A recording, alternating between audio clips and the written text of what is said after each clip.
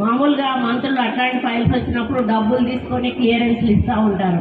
ఎక్కడి నుంచి తేవాలి 4.5 crores అనేటువంటి ఆలోచన వచ్చింది.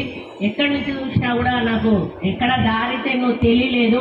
మరి నేను ఒక ఫారెస్ట్ మినిస్టర్గా ఉన్నాను కాబట్టి నా దగ్గరికి కొన్ని కంపెనీలవి క్లియరెన్స్ కోసం అని చెప్పి ఫైల్స్ వస్తూ ఉంటాయి.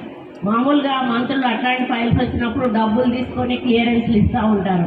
నేనన్నా మాకు ఒక నయా పైసా మీరు ఇవ్వాల్సిన అవసరం లేదు, మీరు సమాజ సేవ చేయండి, మా స్కూల్ ఒకటి డెవలప్ చేయండి, మా పేరు మీద అది మీ పేరు గుర్తుండిపోతుంది అని చెప్పినప్పుడు వాళ్ళు మేము పై వాళ్ళతో మాట్లాడాలి మేడం, మా చేతుల్లో లేదు అని సదానంద రెడ్డి గారు చెప్పి వాళ్ళు CEO వాళ్ళు ఉంటారు, ఆ కంపెనీకి చెందినటువంటి ఓనర్స్ తోటి మాట్లాడి డెసిషన్ తీసుకుంటామని ఒక 3-4 సార్లు వాళ్ళు రావడము పోవడము, చివరకు వాళ్ళు ఈ 4.5 కోట్ల రూపాయలతోటి ఇది నిర్మాణం చేస్తామని వాళ్ళు ఒప్పుకున్నప్పుడు అసలు నాకు ఎంత హ్యాపీగా అనిపించిందంటే ఇది అసలు నేను కట్టగలుగుతానా మనము అన్నప్పుడు వారు ఓకే చెప్పినప్పుడు నాకు చాలా చాలా సంతోషం వేసింది.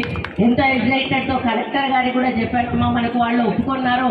ఇంకా అంటే వెంటనే మేడం గారు కూడా నాకు కాపీ పంపించండి మేడం, ఎంత తొందరగా పంపిస్తే అంత తొందరగా నేను డిస్మెటల్కి ఆర్డర్ చేసి